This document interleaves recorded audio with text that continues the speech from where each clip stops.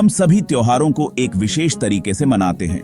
कभी कभी उन्हें अलग तरीके से मनाना काफी मजेदार होता है। आइए देखें कि एक परिवार ने दिवाली को अलग तरीके से कैसे मनाया। वर्तिका और उसका भाई पुलकित बहुत उत्साहित थे।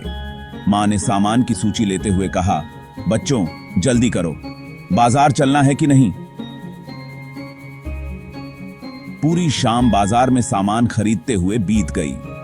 रात में जब खान की मेज पर बैठे तो पुलकित बोला, मां क्यों ना इस बार दिवाली कुछ अलग तरीके से बनाएं जो हमेशा याद रहे। पापा, क्या हम इस साल दिवाली थोड़ा अलग तरीके से मना सकते हैं? वर्तिका को पुलकित की बात उचित लगी। उसने उसकी बात का समर्थन किया। पर कैसे? हम दिवाली को अलग तरीके से कैसे बना सकते हैं कि वह हमेशा याद रहे? मां ने बच्चों की ओर देखते हुए पूछा। माँ, मैंने टीवी पर सुना है कि मिठाइयों में बहुत मिलावट हो रही है। क्यों ना इस बार बाजार से मिठाई लाने के बजाय हम खुद घर पर ही स्वादिष्ट मिठाई और पकवान बनाएं, जैसे गुलाब जामुन, जलेबियां, बर्फी व पनीर की पकौड़ियां। वर्तिका ने स्पष्ट किया। अभी यह बातें चल ही रही थीं कि पापा भी वहां आकर बैठ गए। उन्होंने पुलकित से पूछा, अच्छा बताओ, इस बार तुम्हें कौन कौन से पटाखे चाहिए? नहीं पापा, जब इस बार दिवाली अलग तरीके से बनानी है तो हम पटाखे भी नहीं जलाएंगे। हमारी अध्यापिका जी ने बताया है कि हमें पर्यावरण को साफ रखना चाहिए। पुलकित ने उत्तर दिया। यह तो बहुत अच्छा आइडिया है। हम इस बार गुलाब जामुन, जलेबियां, बर्फी और पनीर की पकौड़ियां घर पर ही बनाएंगे और उन्हें चांदी के वर्क से सजा सकते हैं। वर्तिका और पुलकित ने खुशी से ताली बजाई। उन्हें दिवाली के दौरान खासकर किचन में मां की मदद करना बहुत पसंद था। लेकिन पटाखों का क्या?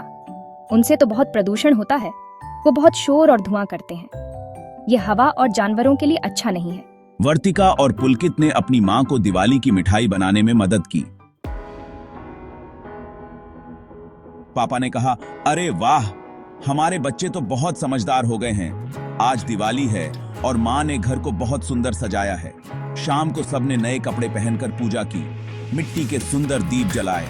तभी वर्तिका और पुलकित की मित्र मंडली भी आ पहुंची। सबने मां के बनाए स्वादिष्ट व्यंजन खाए। सबको बहुत पसंद आए। उन्होंने घर के चारों ओर रंगीन लाइटें लगाईं। उनकी हंसी पूरे कमरों में गूंज रही थी। पापा ने उन्हें कागज की लालटेन टांगने और आंगन को रंगोली से सजाने में मदद की। परिवार ने अपने घर को लाइटों और रंगोली से सजाया। दिवाली की शाम को शाहिद अंकल वद्दी सी कुंपीता सी किस्से सबीना आंटी भी अपनी बेटी शाहीन और बेटे शारिक के साथ उन्हें दिवाली की मुबारकबाद देने आए। बच्चों ने अपने नए कपड़े पहने और उपहारों का आदान प्रदान किया। तेज पटाखों की बजाय उन्होंने फुलझड़ियां जलाईं और रात में उनकी चमक देखी। उन्होंने कहानियां सुनाई, खेल खेले और स्वादिष्ट भोजन का आनंद लिया। रात हंसी, संगीत और दियों की हल्की रोशनी से भर गई। बाद में जब वे तारों से जगमगाते आसमान के नीचे बैठे थे, पिताजी ने बच्चों को बहुत सी रोचक बातें बताई है। उन्होंने कहा, दिवाली कार्तिक मास की अमावस को मनाई जाती है। इस दिन भगवान श्री राम 14 वर्ष का वनवास काटकर अयोध्या वापस लौटे थे। उन्होंने बताया, बंगाल, असम, उड़ीसा में दिवाली काली पूजा के नाम से मनाई जाती है। सिखों के लिए यह दिन विशेष होता है। इस दिन को वह बंदी छोड़ दिवस के रूप में मनाते हैं। पापा ने समझाया, दिवाली रोशनी का त्योहार है। यह बुराई पर अच्छाई, अज्ञान पर ज्ञान और निराशा पर आशा की जीत का प्रतीक है।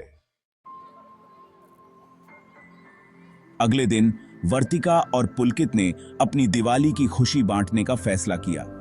उन्होंने अपने पुराने कपड़े, किताबें और खिलौने इकट्ठा किए और अपने माता पिता के साथ पास के एक पड़ोस की निर्धन बच्चों की बस्ती में गए।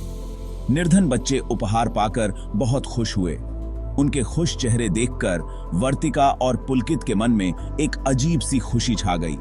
वे समझ गए कि दिवाली केवल रोशनी और मिठाइयों का त्योहार नहीं है, बल्कि खुशियां बांटने और फैलाने का भी त्योहार है। लाइक करें, सब्सक्राइब करें और शेयर करें।